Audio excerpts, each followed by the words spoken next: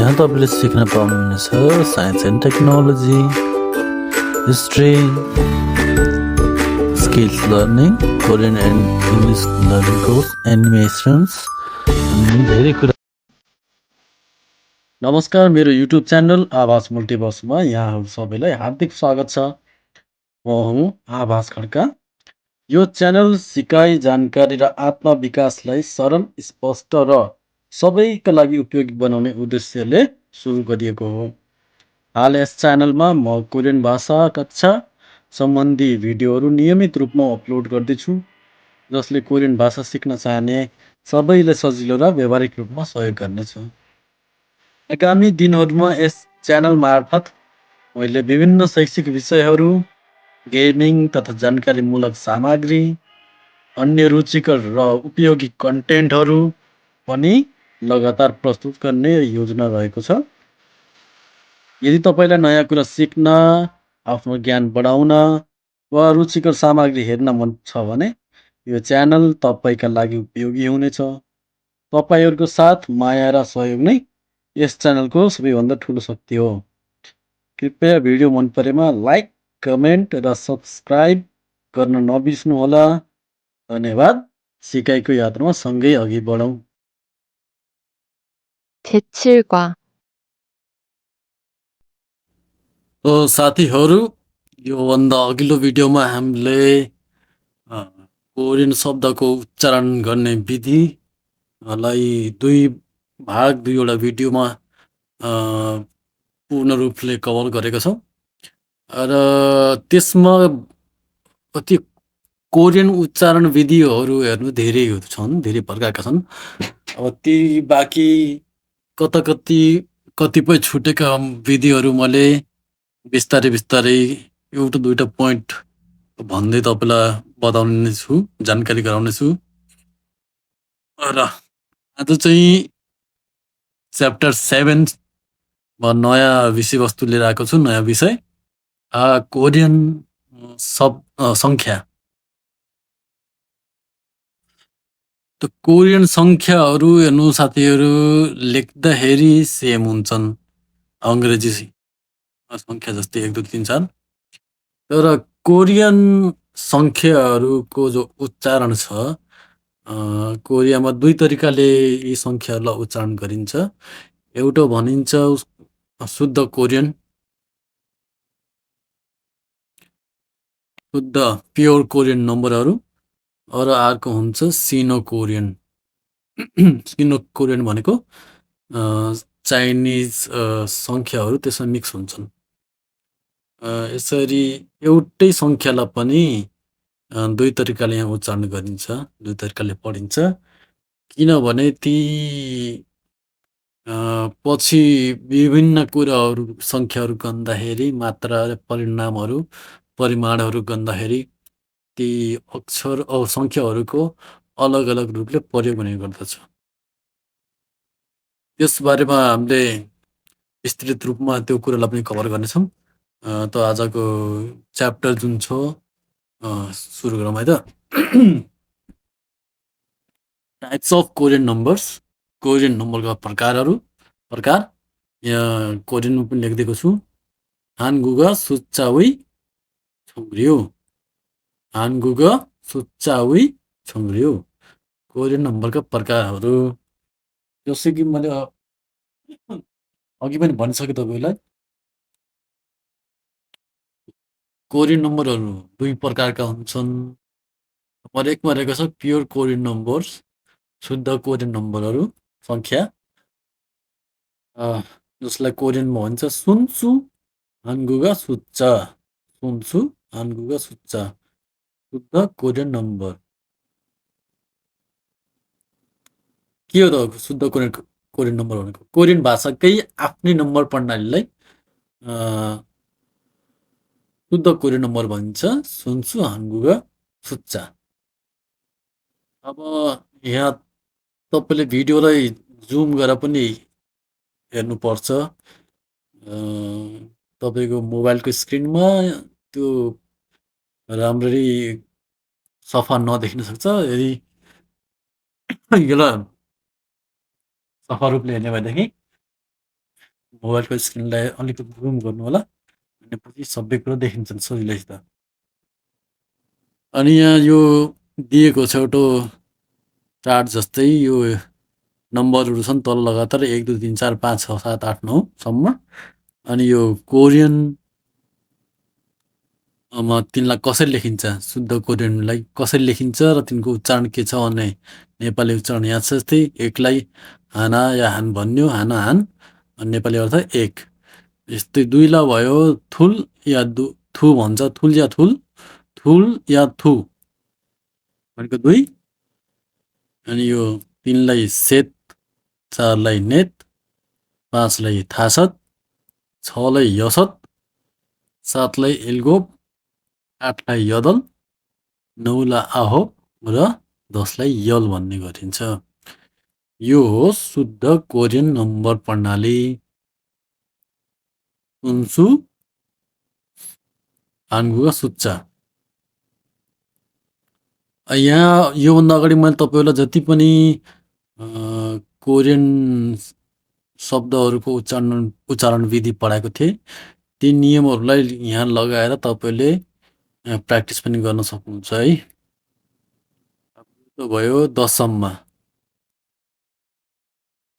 त्यसै गरी हामीले 1 देखि 10 सम्म शुद्ध कोरियन नम्बर कसरी लेखिन्छ, कसरी उच्चारण गरिन्छ भन्ने कुरा हामीले बुझिसक्यौँ। अब पालो छ शुद्ध कोरियन नम्बरमा 10 20 30 अर्थात् शून्य थपिएका अङ्कहरू 10 20 30 40 50 60 70 80 90 सम्म कसरी लेखिन्छन् त शुद्ध कोरियन नम्बरहरू र कसरी उच्चारण हुन्छ भन्ने कुरा यहाँ तल तालिकामा दिएको छ। सुरुमा नम्बरहरू भयो, दोस्रोमा छन् कोरियनमा कसरी लेखिन्छ, तेस्रोमा छ तिनको उच्चारण के हुन्छ नेपालीमा, अनि चौथोमा छ अर्थ नेपालीमा कसरी हुन्छ। सुरुमा छ 1 0 10, 10लाई यल भनिन्छ। 20 भयो, 20लाई सुमुल भयो, 30लाई सरुन, 40लाई माहुन, 50लाई सुइन, 60लाई यसुन, 70लाई इल्हुन, 80लाई यदुन र 90लाई आहुन। यसरी शुद्ध कोरियन नम्बरहरू यसरी लेखिन्छ 10 20 30 40 50 60 70 80 90 सम्मलाई, र उच्चारण पनि यस प्रकार छन्। तपाईँले राम्रै याद बोक्नु होला, सम्झिनु होला। अनि यसरी हामीले शुद्ध कोरियन नम्बरहरू 1 देखि 10 सम्म त्यसरी घोक्यौँ, जान्यौँ कसरी लेखिन्छ, कसरी उच्चारण गरिन्छ। अनि त्यसपछि 10 देखि 90 सम्म शून्य थपिएका अङ्कहरूलाई कसरी लेखिन्छ, कसरी उच्चारण गरिन्छ शुद्ध कोरियन नम्बरहरूमा भन्ने कुरा बुझिसक्यौँ। र यी दुई कुरा बुझिसकेपछि अब हामीहरूले यसपछि टु डिजिट नम्बरहरू, दुईटा अङ्क मिल्यो भनेका के नम्बरहरू, सङ्ख्याहरू कसरी बनाइन्छ भन्ने कुरा हामीले सजिलैसँग बुझ्न सक्छौँ। यसका लागि एउटा उदाहरण यहाँ दिएको छ, एक्जाम्पल 21 देखि 29 सम्म कसरी गरिन्छ।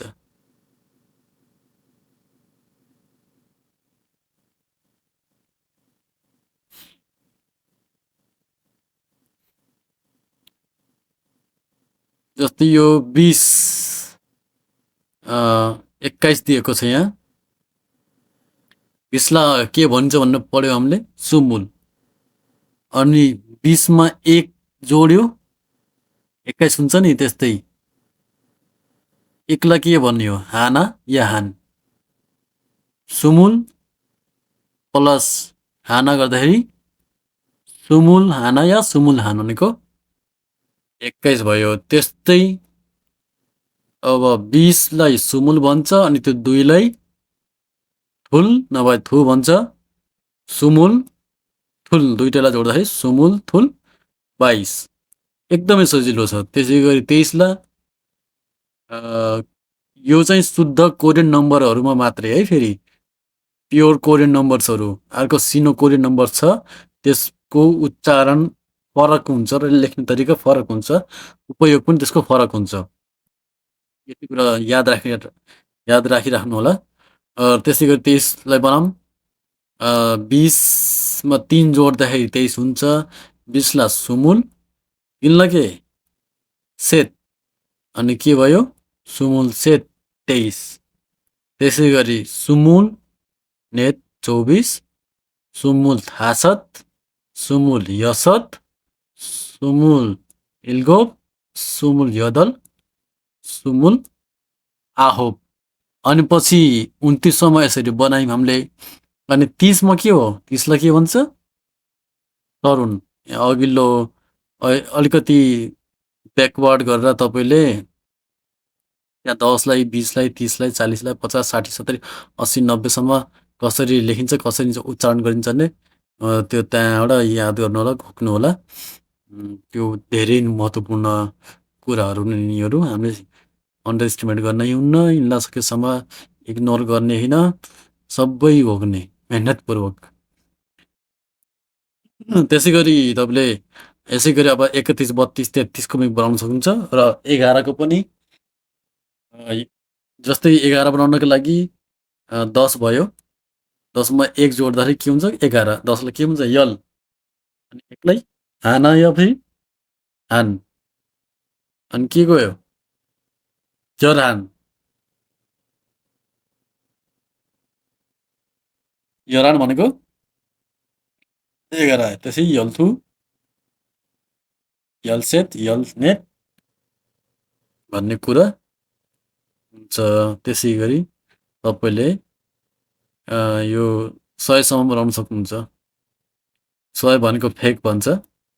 त्यो पछि मैले लेखाइदिनेछु।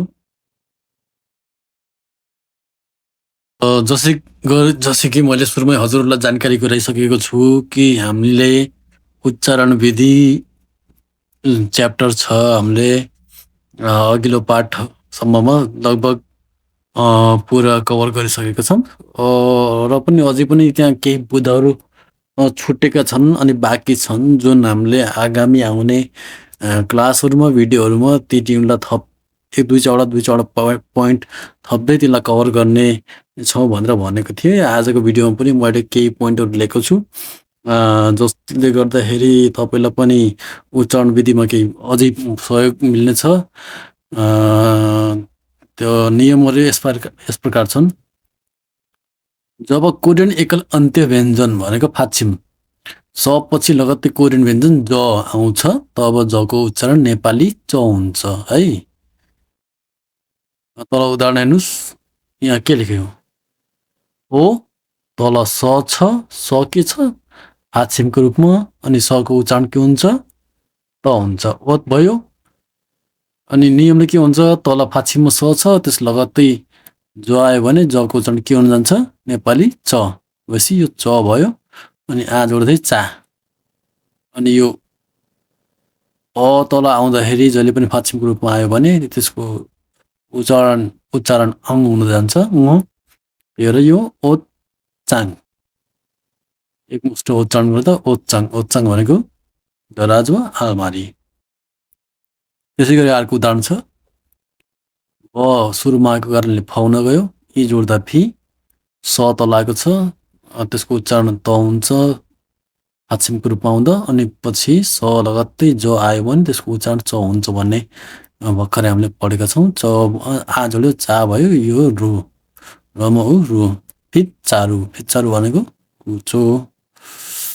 अनि त्यसै गरी यदि अन्त्य व्यञ्जन ज आउँछ भनेको फाक्षिम ज आउँछ र त्यसपछि फेरि अर्को ज पनि आउँछ भने दुवै चको उच्चारण नेपाली च हुन्छ। दुवै जको उच्चारण नेपाली च हुन्छ।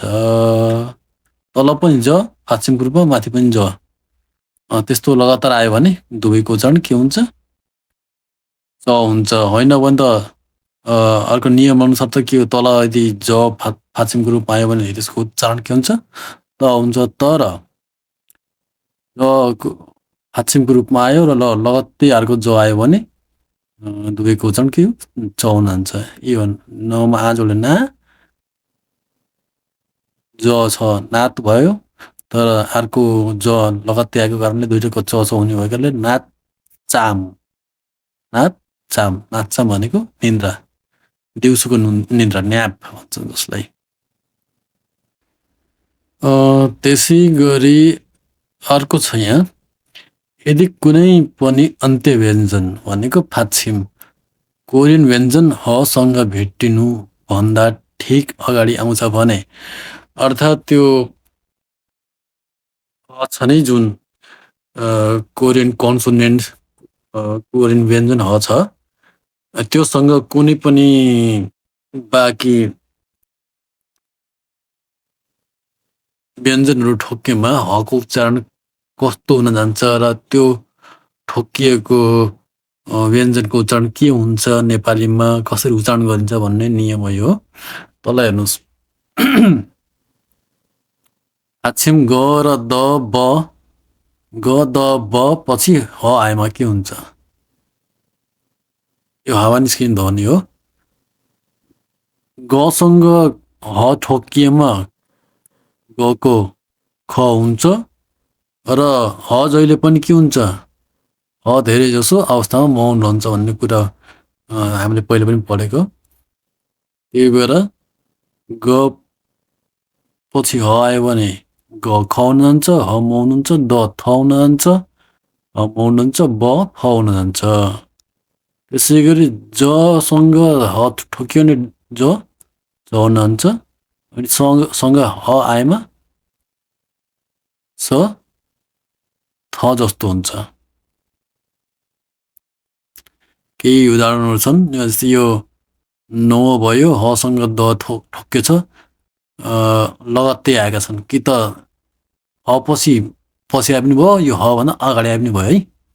ह चाहिँ साइलेन्ट हुन्छ, अनि त्यो उसँग ठोकिएको अक्षरको जुन हुन्छ त्यसको स्वर उच्चारण फरक हुन्छ।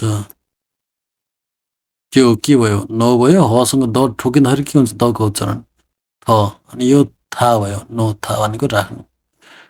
जो सुरुमा आएको छ भयो, आ जोड्यो छा, तल ब छ, बको उच्चारण फाक्षिम आयो भने ब हुन्छ, तर बसँग लगत्तै यहाँ ह ठोकिएको कारणले गर्दाखेरि, यो लगत्तै त्यसको पछि आएको कारणले गर्दाखेरि ब फ हुन जान्छ, अनि यो ह साइलेन्ट हुन्छ, हको उच्चारण हुँदैन, त्यो पछाडि के भयो? इ रह्यो।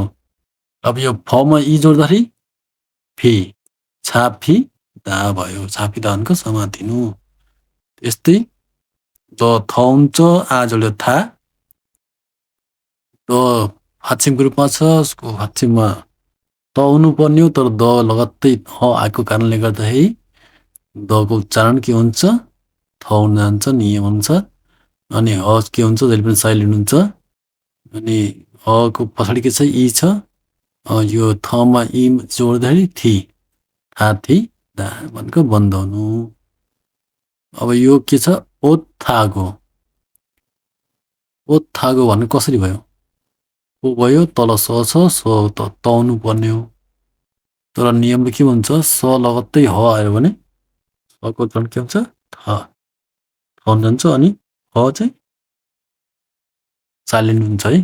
अनि पछाडि आएको स्व चाहिँ तलको फाक्षिमसँग जोडिन्छ। थ भयो, स थको रूपमा उच्चारण हुने भयो, अनि ह मौन भयो, आ छ त्यहाँ, थसँग आ जोड्दा था भयो, ओ थागो, ओ थागो, ओ थागो भन्दाखेरि ओ थागो लुगा र भन्न खोजेको। अनि यहाँ छ फाक्षिम न र ब म सँग ह आएमा ह हराउन सक्छ वा हल्का हुन्छ अरे। हको प्रभावले उच्चारण सजिलो बनाइन्छ। जस्तै यो मा छ, तल न छ, ह यो ख्याप फाक्षिम हो, तर यो हसँग ह आयो। अब दुवै ह के हुन्छन्? मौन हुन्छन्, अनि यो के बच्छ? न, तल न, न जस्ताको त्यस्तै हुन्छ, र पनि जस्ताको त्यस्तै हुन्छ, म पनि जस्ताको त्यस्तै हुन्छ। तर ह चाहिँ दुइटै के हुन्छन्?